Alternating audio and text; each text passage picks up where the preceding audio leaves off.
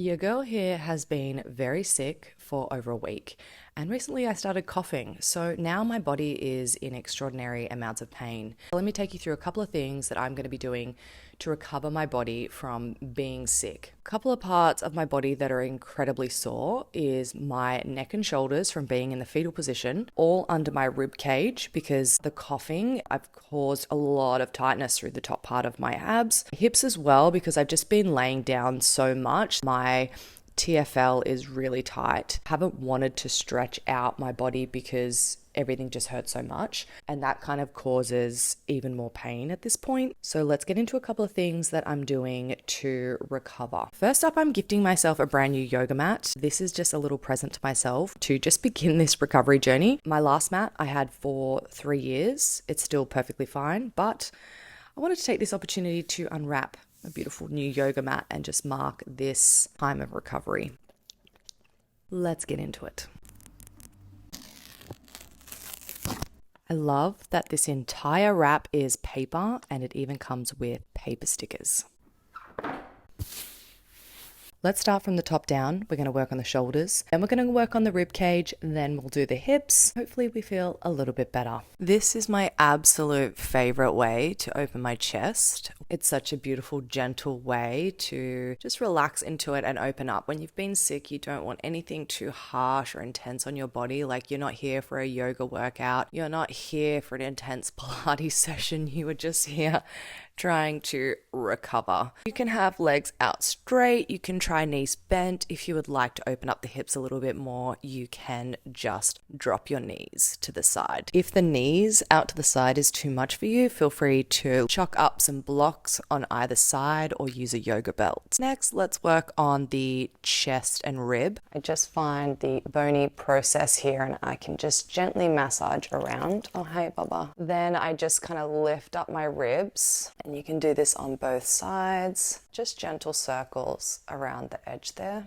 Great thing about self-massage is you can just take it at your own intensity. You're not going into a massage with a massage therapist where it might feel a little bit too intense. Then work through the intercostals. So between the ribs, you can just massage down. You can also add like a moisturizer or oil, which I do sometimes. This next one's a little more intense on the rib cage. Place the bolster across the mat this time and then lay back. This is like a more intense ab stretch. You'll actually get some stretching through the top part of your rib cage. You can try rocking your knees back and forth and just starting to get some mobility back in those hips. I also find the sides of my body incredibly tight after being sick. This is one way that you can help relieve it. This position here is also going to help your ITB and your TFL, the muscles that run down the sides of your legs. Place your leg over the top and then you're going to bring your front leg over the top of that and into the front of the yoga bolster. Lift up and then sink your body down for a beautiful side opener. I find in this position, if my leg is on the floor without a bolster, I don't quite get the stretch. So if you want a little bit more, add the bolster under the leg. That will really help. And really feel this throughout the entire length here. So from under my armpit all the way down to my knee. Little secret, guys, I'm actually not a yoga teacher, so I forget what things are called, but whatever this next pose is such an amazing pose. However, can be very inaccessible to many people due to mobility restrictions. So use a yoga bolster. So much nicer to go gentle when you've been unwell. Put the bolster behind your knees and we are going to sit forward, reach back and use this to bridge the pose.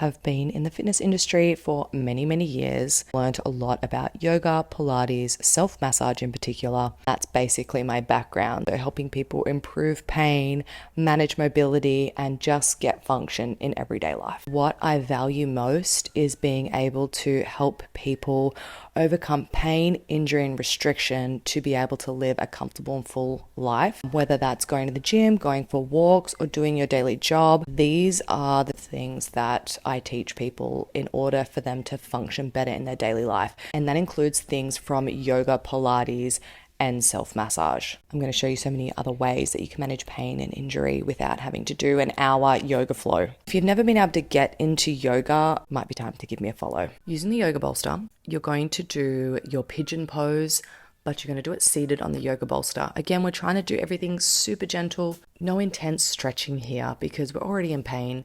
And we're just trying to chill out and relax the body a little bit without causing more pain and more need for recovery. I find the yoga bolster just creates the perfect amount of cushioning. You'll just sink into it and it will mold to your body. It just makes such a nice accessory to your stretching and mobility practice. Being off the ground as well just lessens the intensity of these types of stretches. If you ever find that there's a position or a stretch that is inaccessible to you, try propping yourself up somehow with a yoga bolster. To gently release the front parts of your hips, you can just place the yoga bolster underneath your hips, and then you can just lengthen out your legs.